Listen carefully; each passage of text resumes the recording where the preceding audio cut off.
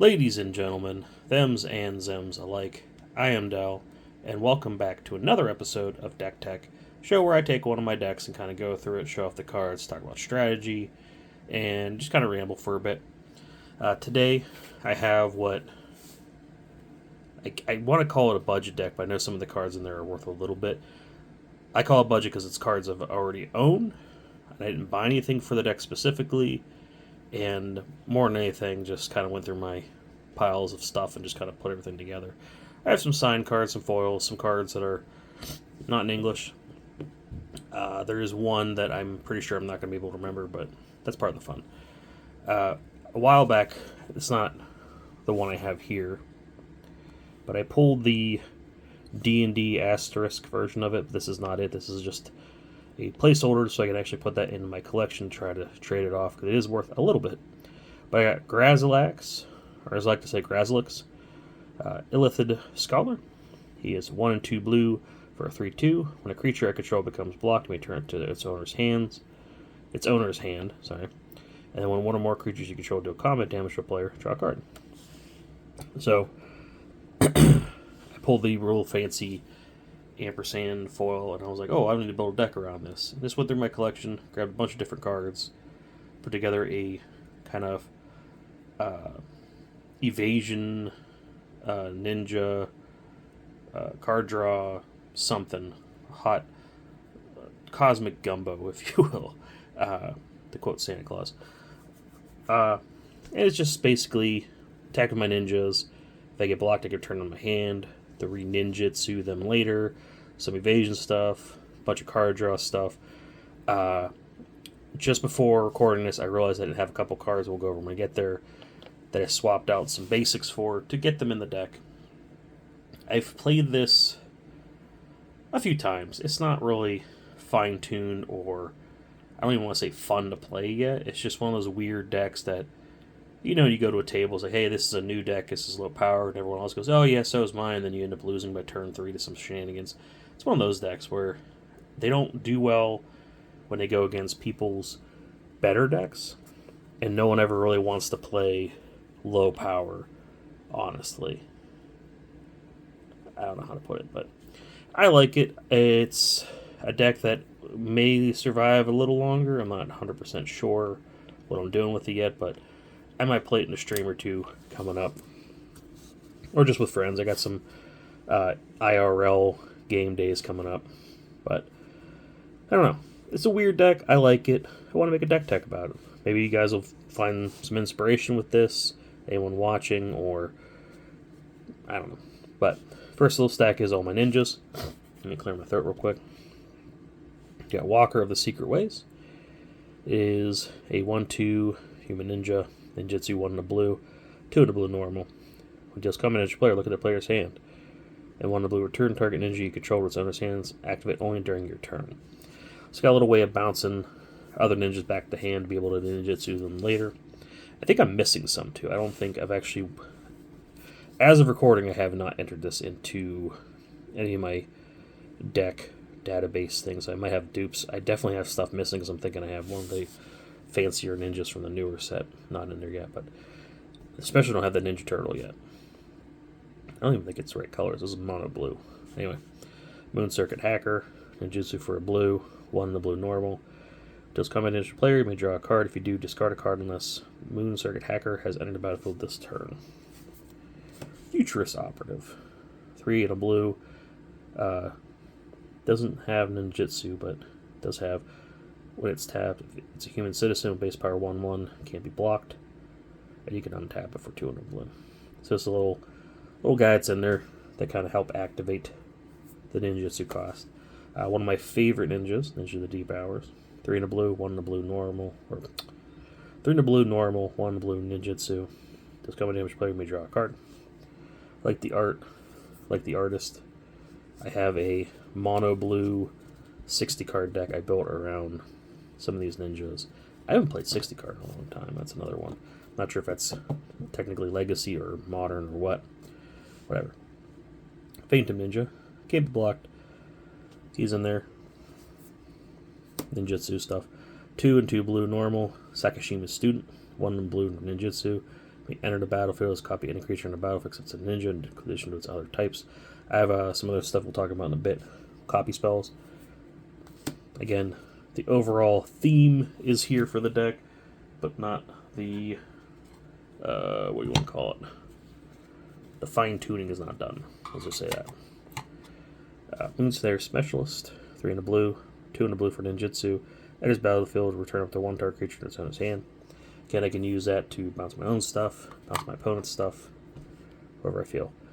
Covert Technician, 2 in a blue, 1 in a blue ninjutsu. Does combat damage to player, you may put an artifact card, may be less than or equal to the damage from your hand on the battlefield.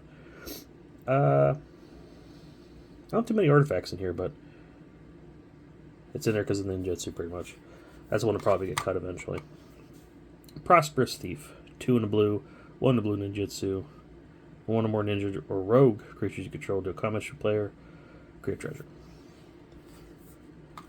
Moonblade Shinobi, 3 in a blue, 2 in a blue ninjutsu. When deals combat damage to your player, create a 1/1 blue illusion creature token with flying. My other favorite ninja, 2 in a blue, Mistblade Shinobi, 2 in a blue, 1 blue ninjutsu. Does combat damage to your player, you may return target creature that player controls to its owner's hand. Just love the art on that too.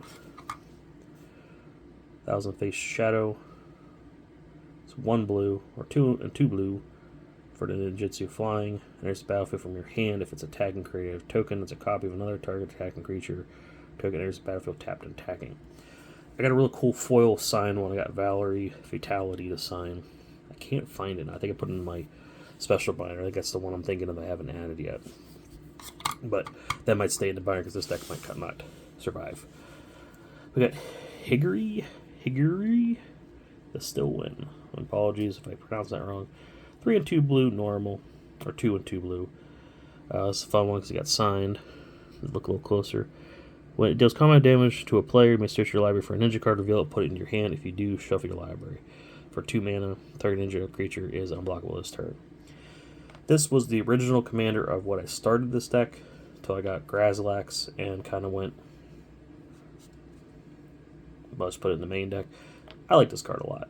It's a really neat card, real pretty art. But I think the main problem is I think the ninjutsu doesn't work when it's in the command zone, right? There's commander ninjutsu in that one blue-black card, but that's different. Hold on 1 second.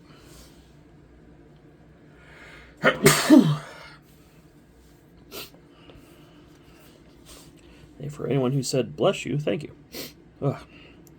We have some these. Wait, hold on a second.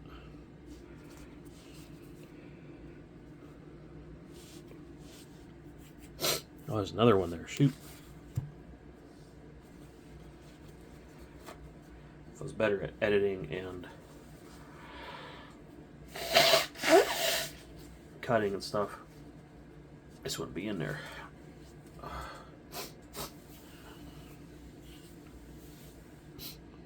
have a lot of sinus problems, and I think it's the other problem is it's a little dusty in my office as I look around, so it probably doesn't help anything, but alright. Sorry about that, folks. So the next little section is scry effects, entering the battlefield effects, but I wasn't sure what pile to put this guy in because he has an interesting ability. Soulbounds with somebody.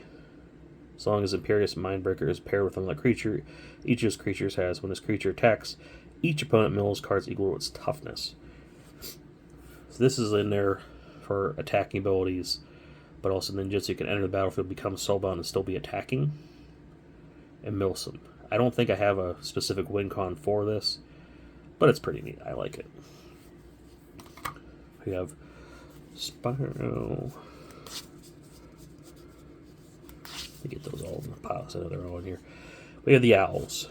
Augury Owl, flying, when there's battlefield, scry 3. This is one of those ones I have in my one aggro deck, my 60 card deck I'll talk about sometime. These are out. Scry, balance stuff on the top of my deck. I can attack flying as a type of evasion. It's pretty good because then many people build around flying or have a chance of getting in there at least once or twice. I can attack with it, be unblocked, ninjutsu something in, cast it again, get another scry effect. Delver of Secrets is one of my favorite cards, so that deck's pretty much built around that. Sage Owl, same thing, comes into play. Look at the top 4 cards of your life, put them back in any order. I'm not sure if this has... I should have looked up before the video, but... Scryfall update. What was that called? Gosh. They changed the way the card actually reads to say Scry, or if it's still look at the top cards. I'll have to look into it, but cool thing about this is Mark Poole is the artist. I haven't got him to sign this yet, but the art in the background is his counterspell, I believe. It's one of his other card arts, kind of Easter egg in the back there. I gotta sneeze again. Spire Owl. Can play look at the top 4 cards, you put them back in any order. Yeah, I guess these aren't technically Scry, huh? Because they're just put in any order. But is there a word for that? Scrying but staying on the top. I don't know. One of my favorite cards, Woo Spy. Comes into play with the top 2 cards of any player's library. Usually it's going to be mine. Put one back on top of the player's library, the other in the graveyard. There's a Battlefield Scribe. Got Omen Speaker. Sorry, I got excited. Another one of my favorite. This and Augur Bolus. Back in the standard days, cards I liked. Be able to have a body on the field and get to do a little ability. It's pretty good. I didn't win a lot of standard, but I had a good time for a while. Augur Bolus. There's a battlefield. Look at the top 3 cards. Reveal an instant or sorcery from among them. Put them in your hand. Rest in the bottom. I don't think I have any instants or sorceries in here. Now I think about it. But it's the stacking. I don't even get to stack. This is getting cut. It's one of those cards I just added because I knew what it did, but I realized it's not very good in this deck. Fairy Seer. It's 1/1 for 1 blue. Has flying and has battlefield scry 2. Sage's Rose Savant. 1 in the blue and his battlefield scry 2. Got Elrond, one of my newer cards. Well, new to this deck. It was about the time where I built it. An Elrond or another creature in this battlefield control scry 1. Second time this ability has resolved this turn during Temptation. Then we have Inga Runeyes. And his battlefield scry 3. Dies, draw 3 cards if 3 or more creatures die this turn. And they're for the scry effect mostly. Now, the next pile, I think I have this in a good order.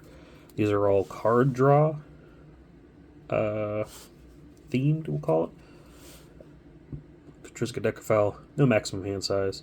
But if you have exactly 13 cards in your hand, you win the game. This is a sneaky little win con. I love this card in most decks where people aren't paying. You announce it, you talk about it, and you don't talk about it until you win. Knights of Dell Amaroth. Get it? We draw your second card each turn, put +1/+1 counter on it. This is a card I want to put more in my card draw decks, but haven't quite made it yet. We got Ikite. He's seen some shit. Gets +2/+0 as long as you draw 2 or more cards this turn. Fairy Mastermind. Yuta Takahashi. I like when they do the art with people that won tournaments. Flash Flying. When the opponent draws their second card each turn, you draw a card. Then he has an ability where each player draws a card. Fairy Vandal. 1 in the blue. Flash Flying. When you draw your second card each turn, put a +1/+1 counter on it. Got Unctus. Well, it picks up pretty good on the camera. It's another one of those cool cards I pulled where I'm like, ooh, I'm keeping you. 1 and 2 blue. Other blue creatures have, whenever this creature becomes tapped, draw a card and discard a card. And pumps my artifact creatures, which I don't have too many in here. And for a blue for Rexy, until in a turn, creature you control becomes a blue artifact attached to its other colors and types. Acting as a sorcery. I guess you could pump something up for a little bit. And we have, not sure if it's a Neurophage. 3 in the blue, flying. When you draw a card, put a +1/+1 counter on. One of those little guys like that, and the the Fairy Vandal. Yeah, Fairy Vandal. Just kind of play it, say what it does, and just kind of quietly let it tick up in the corner. I like doing it. I don't announce when my abilities go off like that. So he goes, "What are you doing over there?" "Oh, I was just getting bigger." Except for Singer. So, yeah, Singer. Convoke. And there's the battlefield. Put a flying counter each creature convoked it. Add a little bit of evasion there. I like a little bit of flying in my decks. Triton Shorestalker. I guess this is all my evasion stuff, I should say. 1 blue, can't be blocked. Suspicious Bookcase. One of those cards I just started putting more of my decks to have like combat stuff. Or 3, tap it, target creature can't be blocked this turn. Phantom Warrior, one of my all-time favorite arts. It's just such a pretty, gross, weird, spooky, all the check boxes for me. It's unblockable. I love that. Another of my favorite arts, Bouncing Beebles. It's unblockable if the defending player controls an artifact. Most games, yeah, they're going to have artifacts. But if not, it's just a little guy. Don't worry about it. We have Allura, Merry Thief. When you attack up to 1 target attack creature can't be blocked this turn. Return that creature to its owner's hand and begin the next end step. Again, value for me. I like recasting and bouncing stuff. Another really cool art I've loved for a while. When did this come out?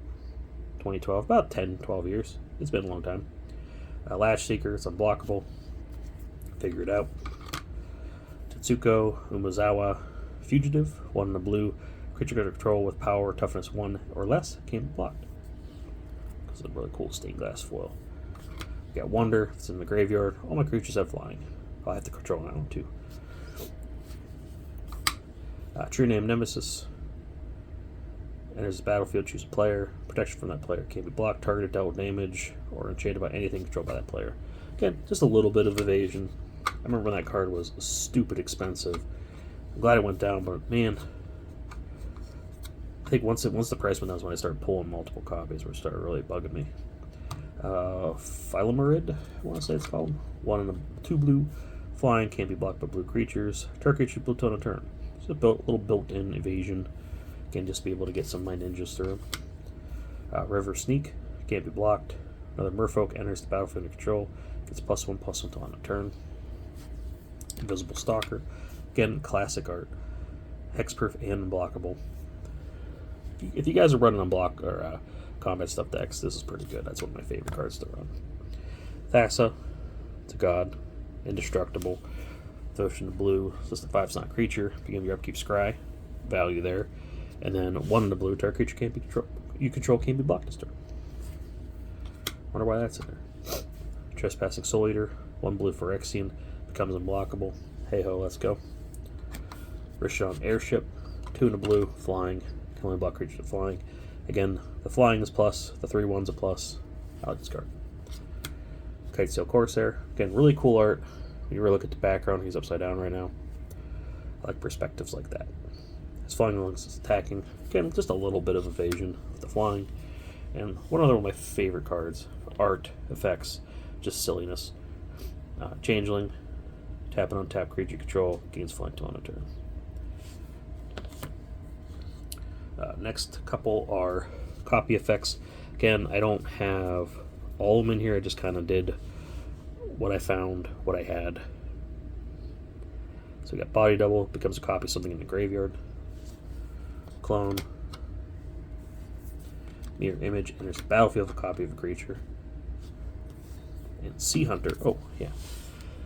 Not a copy effect, but for 3 and tap, search your library for a Merfolk card, put it in play, shuffle your library. I got a couple Merfolks in here. True Name Nemesis, the other one is just straight up unblockable. That's in there just to help find them. We got Bounce Effects, I think this is. Yeah, Deadeye Navigator. There's no combos with it, like infinite combos, but when it's paired with another creature with Soulbound, 1 in the blue, exile creature, return to the battlefield. Again, just for a little bounce. Trade Wind Rider. This is from Christmas Advent Calendar thing. Tap it, tap 2, untap creature control, return target permanent owner hand. I love the art on this. I like the ability, is kind of neat, but ultimately, it's not the strongest card for this deck. I just put in there because 1, I like it. 2, does a little bit, does enough. A couple enchantments. I thought I had one more, but Coastal Piracy, creature control deals common damage to player, draw a card, or you may draw a card. I had this for a while. Customs Depot. Whenever you play a creature spell, you may pay 1 mana. If you do draw a card, then discard a card random from your hand.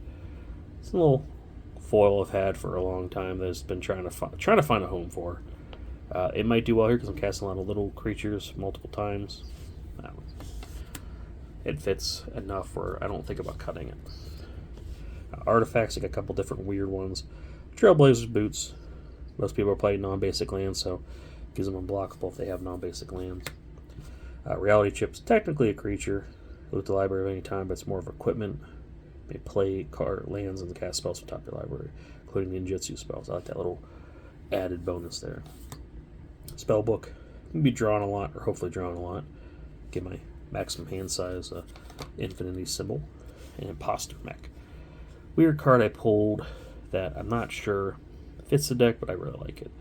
You may have it enter the battlefield as a copy of a creature your opponent controls. It's a vehicle with crew 3 and loses all other creature types. It's a neat little thing. I don't know. I like it. I don't know how else to say it. It's interesting. It's weird. I don't know. I can bounce it if I want to copy something else. I think it's the main thing. Oh man, my nose is itchy. Rogue's Passage. Just added this today.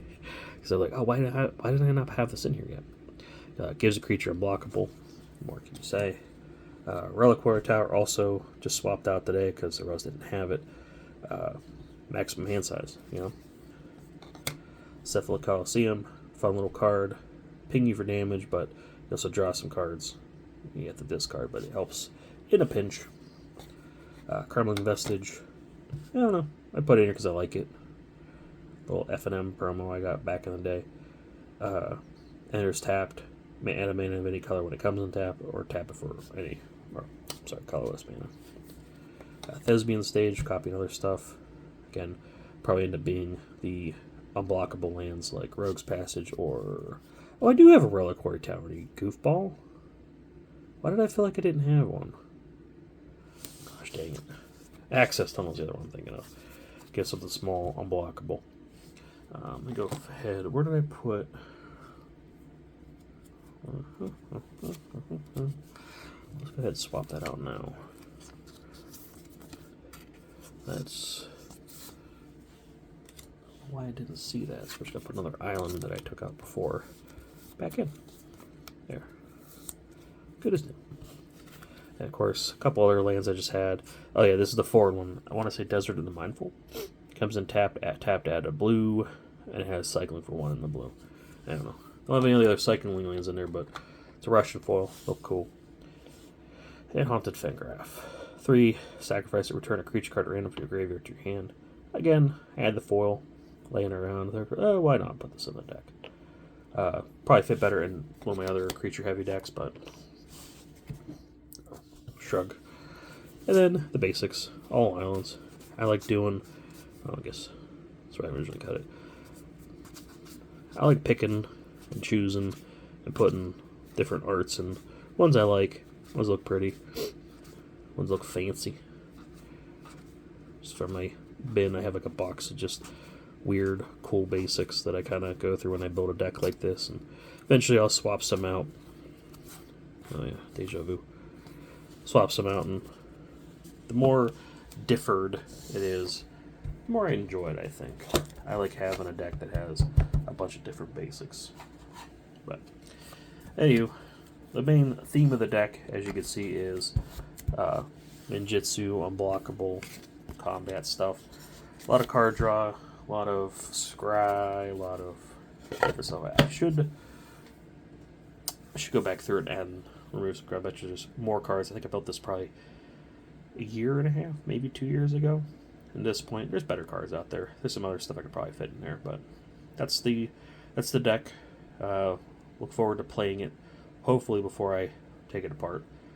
But like I said, usually doesn't do well in more competitive games. Probably do a lot better in slower, more casual games. But let me know what you think. I like it. I had a good time building it. I like going through it again. Makes me itch to play it again soon. But you know how that goes. I have more fun decks, better decks that I'd rather play more often than not. But maybe coming up, if I'm on a stream, I'll see if anyone wants to play a more low-down, casual game. But I'm rambling now, so we're going to call that the video. If you watch this far, thank you. If you said bless you when I sneezed, also thank you. And more than anything, love you.